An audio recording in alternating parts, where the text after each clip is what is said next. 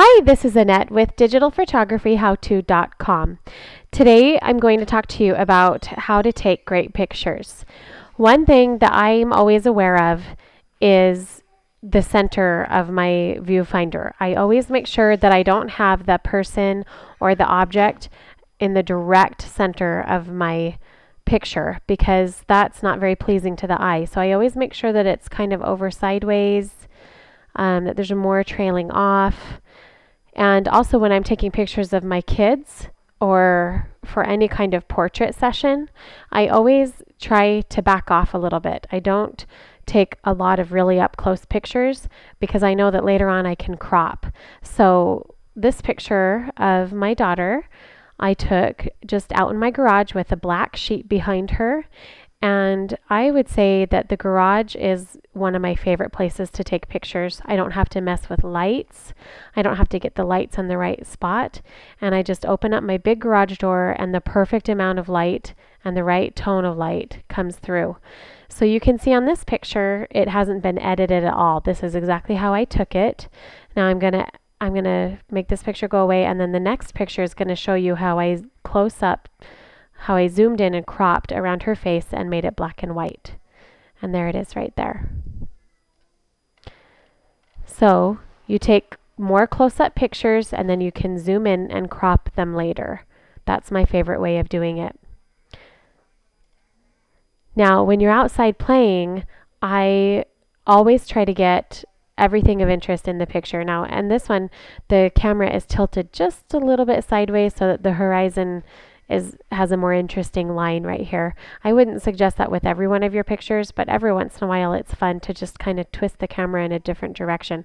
And so you can see us down in the right hand corner and our parachute kite up in the air.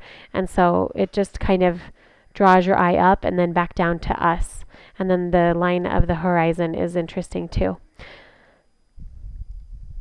Now, this picture is of my daughter after Easter, and you can see that it needs to be cropped a little bit, but I always like to zoom out, and then later on when I'm doing my scrapbooks, I can crop right around her. And that way I'm not missing any part of her. I can see that she was barefoot. I can see what she was wearing. That's her choice of what she wanted to wear today, and I got to get rid of all the other noisy distractions around her. Now this picture, I usually just keep my camera right in front of my face for a while we're outside playing. But with this picture, she was just running across the field and I got her kite behind her and I zoomed out just enough so that we could get the whole shot in the picture. And this one, she was just having a lot of fun. I take a lot of pictures when I have my camera, because there's always going to be that one shot that turns out perfect. All the rest of them aren't going to be as good, but I'm constantly taking pictures and I just happen to catch the right one all the time. Now this picture right here, you can see him, he's holding on to the paraglider kite, but you can't see it in the distance, so it's almost a worthless picture. So what I would have done is just stepped backwards or zoomed out and made sure that I got him with the kite also, so it was more interesting. You can see that the horizon is on a tilt also here. Now this one, he's in the picture with the kite, so I like that picture a lot better. And I would not crop this part out of the picture. I just think that I don't want him to be too center, so I like it that he's over here and then there's the rest of the field and the sky over in the side. I just think it's more interesting that way. Now this was a photo shoot that I did of my neighbor's child. He's so cute. And you can just see how walking around him as I took the pictures makes for such a different angle and much more interesting. With this picture, I walked right up to him. My feet are just right down here by his feet, and I just leaned over and I looked down at him and took his pictures, and then I would call his name and he'd look up at me and smile, and he'd look over at his mom and smile and look back up at me wondering what I was doing, and I just catch the shot right when he looked. This shot, his mom or brother was over here talking to him. And I just love the look on his face. You don't always have to have that perfectly posed, cheesy smile for any kind of photo shoot or pictures that you're taking of your children. This picture, I just got a mirror and I set it under him and I just put him on top of it and just let him play and took some pictures while he was playing. So there's a lot of different props that you can play with also when you're taking pictures.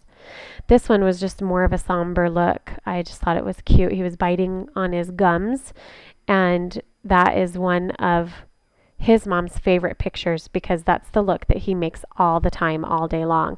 So that way I captured it and she can remember it forever. This picture I also turned black and white and then colored just his eyes in this one. This one he was also just playing, grabbing onto his foot. You can see his little chubby belly. So I zoomed out and zoomed in, walked around him, got a bunch of different people to play with him. That way he's not looking directly at the camera all the time. And one more cute, fun smile with him.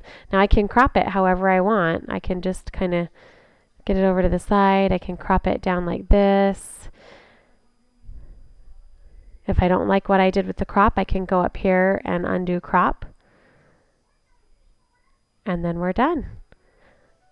So I would say that taking pictures is just taking a bunch of pictures all at one time of one subject and then being able to choose your favorite. That's what digital photography is so great for, is that you can take a million pictures and you can delete all the ones that didn't turn out and you only print the ones that you like.